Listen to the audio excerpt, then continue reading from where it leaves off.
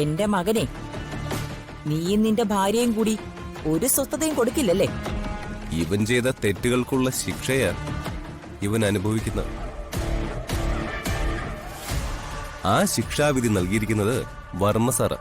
നിന്റെ വർമ്മ സാറിനെ കൊണ്ട് ശിക്ഷാവിധി ഞാൻ തിരുത്തിയാലോ? ശ്രമിച്ചു നോക്ക്, അപ്പൊ കാണാം. ഒന്നും കാണാനില്ല. ഞാൻ പറയുന്നത് അവൻ കേക്കൂ.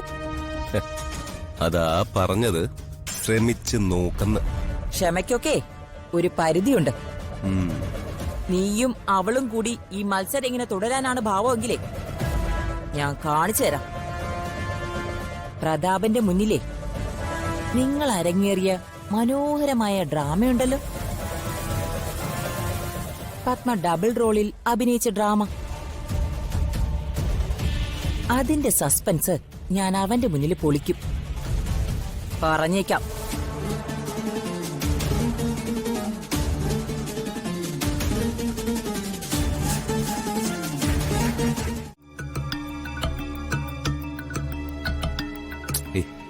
ഇത് പക്ഷേ അത്ര ശരിയായ ഒരു കാര്യമല്ല ഋതു. ഏത്? ഒരു മനുഷ്യന്റെ ഏറ്റവും പ്രൈവസി ഉള്ളൊരു സാധന ഈ മൊബൈൽ ഫോൺ. അപ്പോ അത് ചെക്ക് ചെയ്യുന്നത് തന്നെ വളരെ ചീപ്പാ. അവൻ നമ്മളോട് ചെയ്യുന്നത് അത്തരം ചീപ്പ് കാര്യങ്ങളാണല്ലോ. നമുക്ക് നേരെ എന്തെല്ലാം ദ്രോഹങ്ങളാണ് ഇവൻ ചെയ്യുന്നത്. നമ്മൾ എവിടെ പോയാലും പുറകെ വന്നല്ലേ നമ്മളെ കൊല്ലാൻ നോക്കുന്നത്. അതൊക്കെ ശരി തന്നെയാ. എന്നാലും ഓരോരുത്തർക്കും ഓരോ കൾച്ചറില്ലേ ഋതു. അവനെ പോലെ നമുക്കും തറയാവാൻ പറ്റുമോ? നമ്മളെ തറയാവല്ലോ. ഇതൊക്കെ ഒരു തരം ചെറുത്തുനിൽപ്പല്ലേ, നമ്മളെ ഇനിയും ദ്രോഹിക്കാതിരിക്കാനുള്ള ചെറുത്തുനിൽപ്പ്. പിന്നെ ഇവൻ ആരെയൊക്കെയാ വിളിച്ചെന്ന് അറിഞ്ഞാൽ മാത്രം മതി. അതിനാ കോൾ ലിസ്റ്റ് എടുത്ത് നോക്ക്.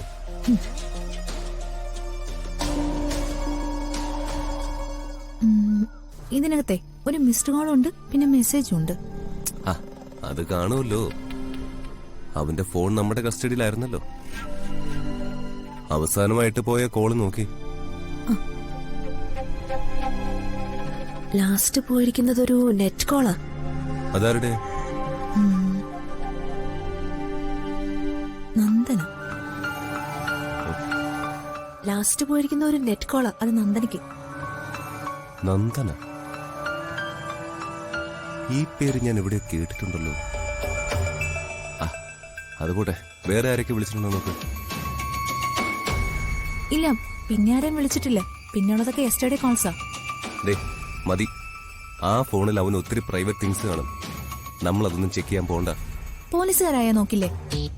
നമ്മൾ പോലീസുകാരല്ലല്ലോ ഋതു. ഇവൻ ഇത്ര അത്യാവശ്യപ്പെട്ടു പോയി വിളിക്കണമെങ്കിൽ ഈ നന്ദന ആരായിരിക്കും? അതെ, ഞാൻ കണ്ടുപിടിക്കും. സൈബർ സെല്ലിൽ എന്റെ ഒരു ഫ്രണ്ടില്ലേ, മിസ്റ്റർ രാജീവ്, ഞാൻ പറഞ്ഞിട്ടില്ലേ? ഞാൻ കേട്ടിട്ടുണ്ട്. ആ അനന്തനെ പൂട്ടാൻ അയാളല്ലേ നമ്മളെ സഹായിച്ചത്? അയാള് മാത്രമല്ല, വേറെ 1-2 പേരുകൂടി ഉണ്ട്. എന്തായാലും ഇനിയും ഇവനിങ്ങനെ വെറുതെ വിടരുത്. ഇവൻ ചെറുതായിട്ടൊന്നും അല്ല നമ്മളെ ഉപദ്രവിക്കുന്നത്. അതിനുള്ള ശിക്ഷ അവന് കൊടുത്തേ പറ്റൂ. നമുക്ക് നോക്കാം, വാ.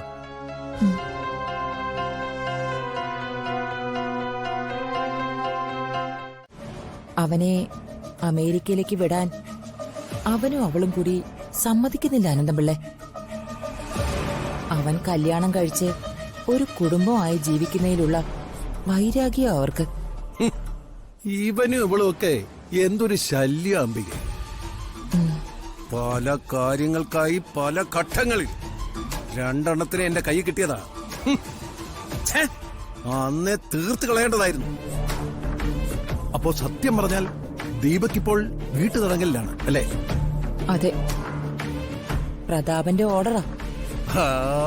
പ്രതാപവർമ്മയെ ഓർഡർ ഇട്ടിരിക്കുന്നല്ലേ? അതെ. കാര്യത്തിലേക്ക് കിടക്കുമ്പോ അവരച്ഛനും മോളും ഒക്കെ ഒന്നാ. അല്ല, ഈ ഋതിക പ്രതാപവർമ്മയുടെ മകളല്ലല്ലോ. അങ്ങനെയല്ലേ അംബിക അവരെ പറഞ്ഞ് വിശ്വസിപ്പിച്ചിരിക്കുന്നത്? പറഞ്ഞു വിശ്വസിപ്പിച്ചിരിക്കുന്നതൊക്കെ അങ്ങനെ തന്നെയാ. അവനും അങ്ങനെ തന്നെയാ വിശ്വസിച്ചിരിക്കുന്നേ. പക്ഷേ അവന്റെ ഉള്ളിലെ അവളോട് വാത്സല്യവും സ്നേഹവും ഒക്കെയാ. അത് പിന്നെ ഉണ്ടാകാതിരിക്കോ? ചോര ഒന്നല്ലേ അംബികെ. എന്തൊക്കെ തെറ്റിദ്ധരിപ്പിച്ചാലും അവള് അവന്റെ ചോരയല്ലേ അംബിക. അതുപോട്ടെ. അല്ല, ദീപകിന്റെ കല്യാണക്കാര്യത്തെ പറ്റി എന്ത് പറയുന്നു? അതിന് ഉടനെ ഞാനൊരു പരിഹാരം ഉണ്ടാക്കും. എന്റെ മകളല്ലേ നന്ദന, അവളെ ഒരു ചെറുപ്പക്കാരന്റെ കയ്യിൽ ഏൽപ്പിക്കേണ്ടത് അച്ഛനായ എന്റെ കടമയല്ലേ. എന്തായാലും അംബിക ഇപ്പൊ ചെല്ല്, ഇക്കാര്യം എനിക്ക് വിട്ടേക്ക്. ശരി.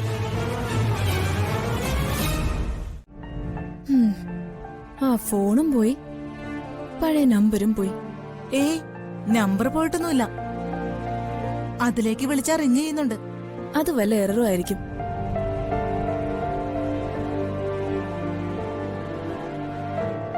എന്റെ പുതിയ നമ്പറിൽ നിന്ന് പ്രതാപേട്ടനൊന്ന് വിളിച്ചാലോ?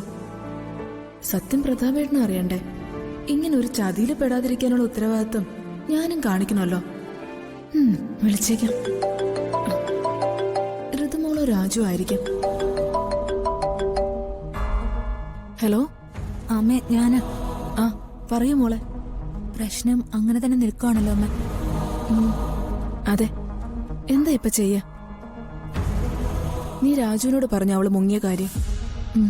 പറഞ്ഞു അമ്മ. അവള് അംബികയുടെ കസ്റ്റഡിയിലായിരിക്കും. പെങ്ങളെ അന്ധമായിട്ട് വിശ്വസിക്കുന്ന ആങ്ങളല്ലേ? അനുഭവിക്കട്ടെ. അമ്മ അങ്ങനെ പറഞ്ഞ അമ്മ, അച്ഛൻ വരുന്നുണ്ട്, ഞാൻ പിന്നെ വിളിക്കാം. ആ